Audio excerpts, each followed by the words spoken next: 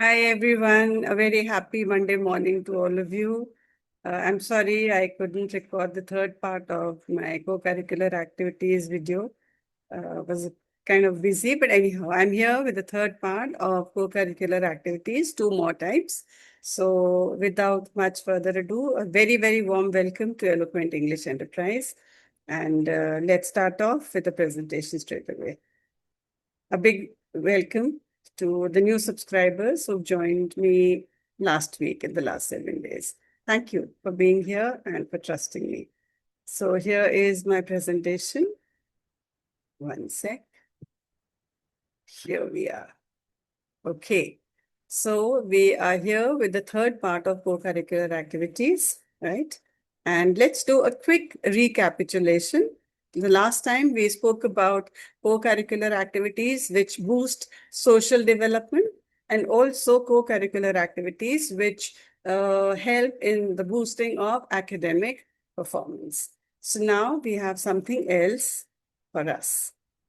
Today, we're going to discuss some activities which boost physical development, right? Physical development, co-curricular activities, they focus on promoting physical health and well-being of our children.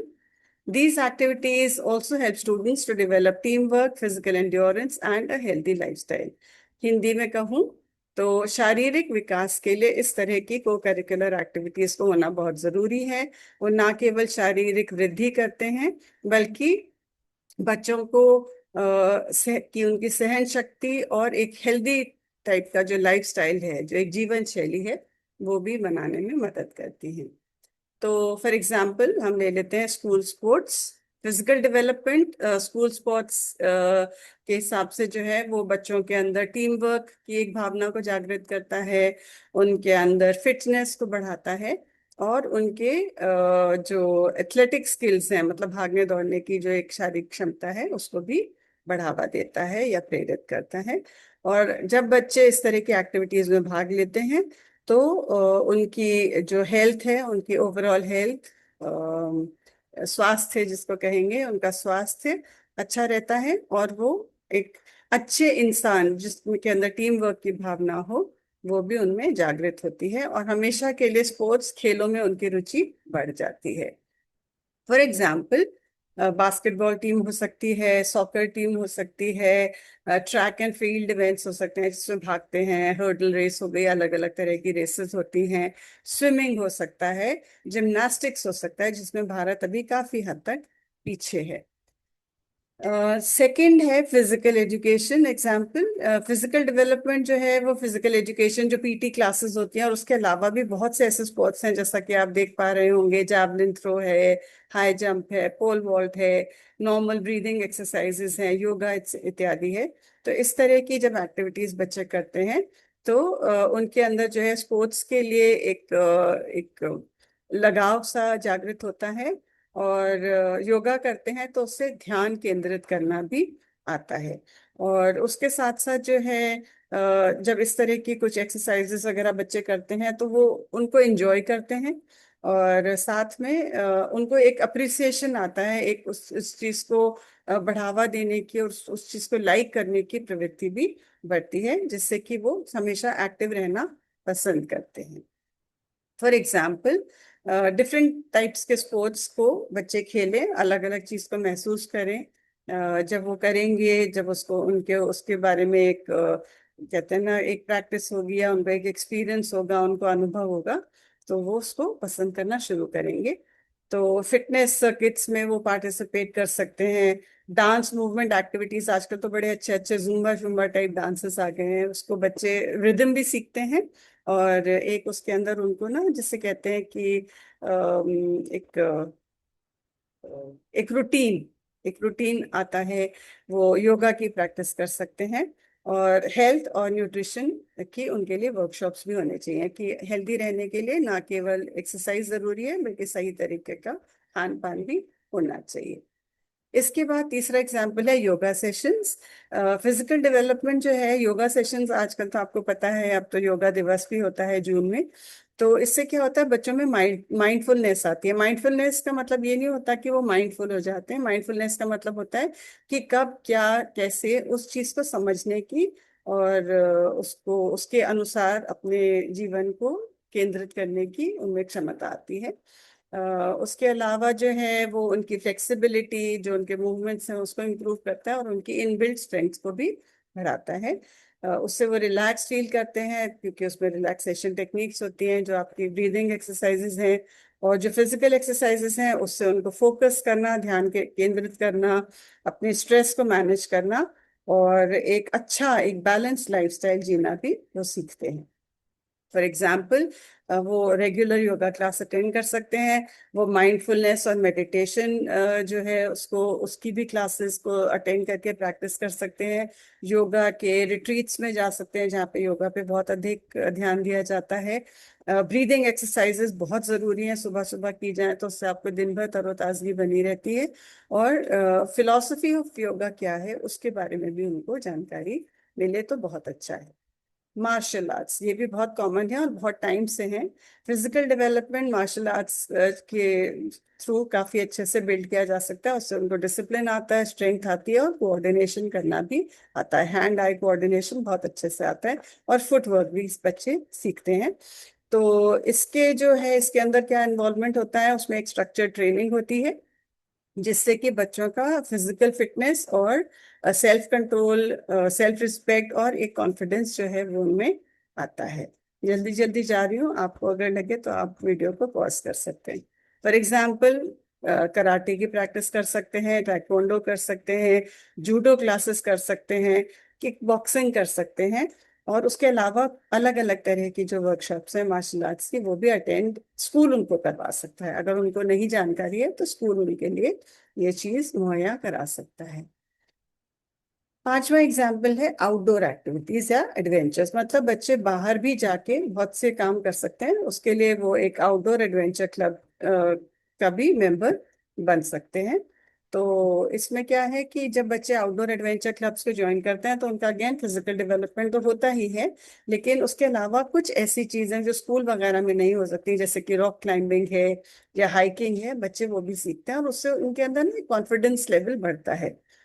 ये जो experiences हैं, जैसे मैंने बताया, endurance, सहन शक्ति, team work, problem solving skills, जैसे कभी वो जा रहे हैं और उनको कोई प्रॉब्लम आ गई तो वो उसी समय खुद उसका इलाज ढूंढ लेंगे, उसका कोई तरीका ढूंढ लेंगे कि उस प्रॉब्लम से वो उबर सके। तो उसके अलावा जैसे चल रहे हैं, फिजिकल फिटनेस तो हो ही रही है लेकिन उनको प्रॉब्लम सॉल्विंग स्किल भी आ रही है।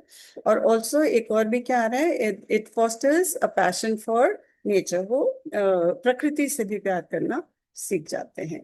For example, hiking and trekking, आप पैदल चलिए, मतलब किसी स्पोर्ट्स टूर इंचार्ज के साथ भी जा सकते हैं, टूर ऑपरेटर के साथ भी जा सकते हैं, ट्रैकिंग वगैरह वो करवाते हैं। रॉक क्लाइंबिंग कर सकते हैं, आप कैंपिंग ट्रिप्स कर सकते हैं, आप ये क्या बोलते हैं ना, नेविगेशन और ओरिएंटेरिंग वगैरह इस तरह के भी कुछ कैंप्स होते हैं वो अटेंड कर सकते हैं। और सर्वाइवल स्किल्स, आप अपनी जान किस तरह से बचा सकते हैं अलग अलग स्थितियों में, वो भी सीखते हैं, वो वर्कशॉप्स अटेंड कर सकते हैं।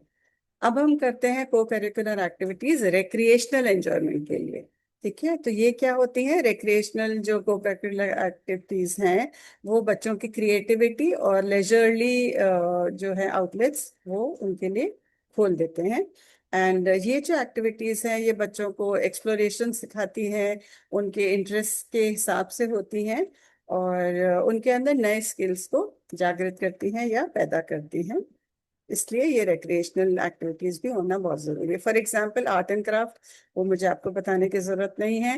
आर्ट एंड क्राफ्ट वर्कशॉप से क्या होता है, बच्चों की क्रिएटिविटी बढ़ती है और ये कुछ भी हो सकती है, जरूरी नहीं है पेंटिंग, वो एम्ब्रॉयडरी भी हो सकती है, वो क्राफ्ट वर्क भी हो सकता है, वो किसी हद तक कारपेंट्री भी हो सकती है, वो फाइन आर्ट्स भी हो सकती है, वो डेकोपाज भी हो सकता है, बहुत कुछ हो सकता है। रेक्सीन से कुछ बनाना, मोतियों से बनाना, मतलब बहुत तरह की आर्ट एंड क्राफ्ट वर्कशॉप्स हो सकती हैं। तो इसमें क्या है, स्टूडेंट्स जो हैं वो अलग अलग तरह के आर्टिस्टिक स्किल्स को देखते हैं और उसके बाद में वो आपस में मिलके पेयर शेयर जैसे भी करके उस चीज को वो एक दूसरे से भी सीख सकते हैं और उनकी बहुत अच्छे से क्रिएटिविटी बढ़ती जाती है। For example painting and drawing हो सकता है, स्कल्पचर भी हो सकता है। स्कल्पचर यानी कि जो मूर्ति कला होती है। पॉटरी क्लासेस, जिसमें कच्ची मिट्टी से आप चीजें बनाते हैं। काफी हद तक हैंडमेड क्राफ्ट, जैसे अभी आपने पिक्चर में देखा होगा, पेपर कटिंग से भी बहुत कुछ बन जाता है। मैंने ऐसे टीचर्स देखे हैं जो बहुत अच्छा क्राफ्ट वर्क करते हैं और बहुत सुंदर सुंदर चीजें अपने स्कूल के लिए बनाते हैं। और एग्जीबिशंस भी अटेंड करें, जिससे उनको पता चले कि आर्ट कितने तरह की होती है। इसके अलावा सेकंड एग्जांपल है म्यूजिक और ड्रामा क्लब्स। इसके अंदर म्यूजिक और ड्रामा से क्या होता है कि अगेन एक दूसरी तरह की क्रिएटिविटी बढ़ती है और उनमें एस्थेटिक स्किल्स जो हैं वो डेवलप होते हैं। इस क्लब के अंदर वो म्यूजिक, एक्टिंग, इस तरह की चीजों को एंजॉय कर सकते हैं और उससे ना केवल उनका एंजॉयमेंट होता है, बल्कि जो उनके अंदर एक आर्टिस्टिक स्किल्स हैं वो भी डेवलप होते हैं। और एकेडमिक्स से कुछ देर के लिए उनका दिमाग हट जाता है, रिफ्रेश हो जाता है। For example they can visit a historical site, वो किसी ऐतिहासिक जगह पर जा सकते हैं। नेचर रिजर्व्स की विजिट कर सकते हैं। म्यूजियम्स और गैलरीज देख सकते हैं। इंडिया में तो बहुत खूबसूरत खूबसूरत म्यूजियम्स हैं। आप हैदराबाद चले जाइए, गुजरात चले जाइए, दिल्ली चले जाइए, मुंबई चले जाइए, आपको बहुत अच्छे अच्छे म्यूजियम्स और गैलरीज मिलते हैं। एजुकेशनल कैंप्स भी बच्चे अटेंड कर सकते हैं। और कभी कभी उनको फैक्ट्रीज, इंडस्ट्रीज में भी ले जाना चाहिए। हम भी छोटे थे, हमको भी हमारा स्कूल काफी इंडस्ट्रीज में लेकर गया। जैसे कि एक बार टेक्सटाइल फैक्ट्री में हमको ले जाया गया था। एक बार हमको सिल्क फैक्ट्री में ले जाया गया, तो हमने देखा कि सिल्क कैसे बनता है, कॉटन से धागा कैसे बनता है। तो इससे ना काफी नई नई चीजें जो आपके पाठ्यक्रम में नहीं है, आप उसके अलावा भी सीख सकते हैं। और अगर आप फैक्ट्री वगैरह नहीं ले जा सकते तो छोटी छोटी जगहों पे, जैसे आप पोस्ट ऑफिस ले जाइए, कोई आपके सिटी में अच्छी लाइब्रेरी है वहां ले जाइए। एक आध अगर आपके आसपास आइसक्रीम फैक्ट्रीज होती ही हैं जनरली, या कोई मिल्क वाली पैकेजिंग फैक्ट्री है, वहां ले जाइए। बच्चे बहुत कुछ सीखते हैं वहां पर जाकर।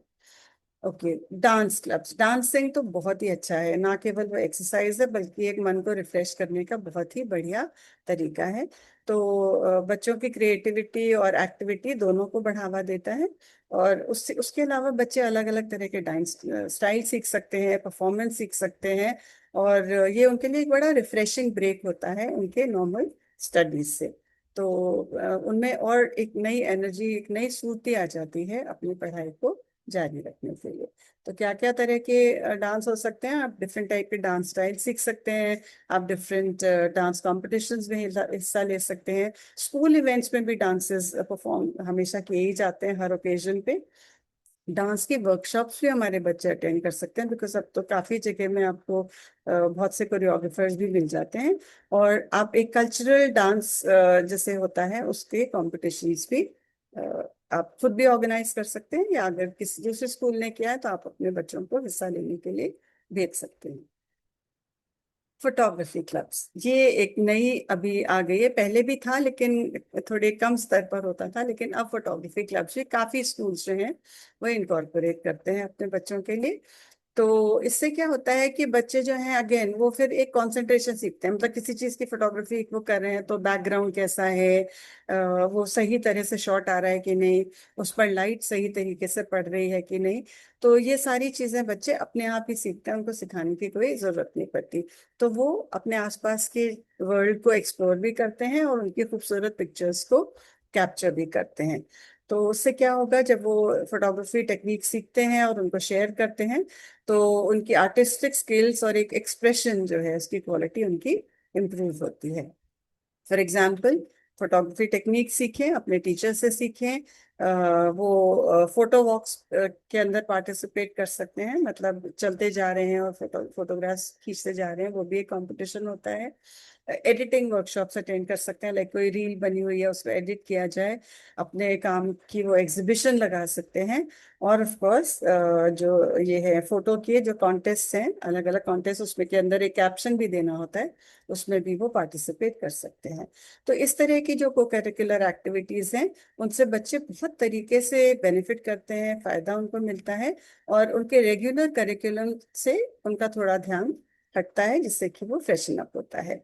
और जब उन इस को करिकुलर एक्टिविटी का मीनिंग और इम्पोर्टेंस हम समझते हैं और बच्चों को भी समझाते हैं, तो इससे क्या होता है कि जो को करिकुलर एक्टिविटीज हैं वो हाईलाइट करती हैं उनका role to promote academic, physical, social and creative growth. ये कई तरह से बच्चों की ग्रोथ को हेल्प करती हैं। तो इनकॉर्पोरेटिंग या इन चीजों को लागू करना को करिकुलर एक्टिविटीज को एक स्कूल में, ये जो है ये बच्चों के ओवरऑल डेवलपमेंट को एनहांस करता है। और also it enriches their educational experience. उनके पढ़ाई के साथ साथ वो और भी बहुत कुछ सीखते हैं जो कि मानव मूल्य हैं, जो होना जरूरी है। हमें बच्चों को किताबी कीड़ा नहीं बनाना, उनको एक पूरा पूर्ण मानव या मानवीय, मतलब एक आदमी या लेडी हमको बनानी है जिसके अंदर सारे स्किल्स हों। और अब तो ऐसा कुछ है नहीं कि लड़कियां ये नहीं कर सकती या लड़के वो नहीं कर सकते, वो बहुत कुछ हर चीज में हिस्सा ले सकते हैं। तो आज के लिए बस इतना ही। और बस इसका एक चौथा और आखिरी पार्ट रह गया है कि हम बोल तो रहे हैं कि ये करो वो करो, पर इसको अपने करिकुलम में इनकॉर्पोरेट कैसे किया जाए, ये अगले वाले जो लास्ट पार्ट है इसका को करिकुलर एक्टिविटीज का, उसमें मैं अपलोड करूंगी। तो आज के लिए थैंक यू। एंड कोशिश करूंगी जल्दी से वापस आऊं चौथे और अंतिम भाग को लेकर। I will be back with the last part very soon. So till then please wait and wait for the last part. And after that, उसके बाद मैं फिर अपने जो हिंदी वाले जो भाषी मेरे स्टूडेंट्स हैं या गृहिणियां हैं, उनके लिए जो बीच में वो कड़ी टूट गई थी या छूट गई थी, मैं दोबारा से उसको शुरू करने वाली हूँ और इस बार ज्यादा इंटरेस्टिंग तरीके से। तो जब तक मैं वापस आती हूँ तब तक के लिए thank you. Have a wonderful week ahead and take care and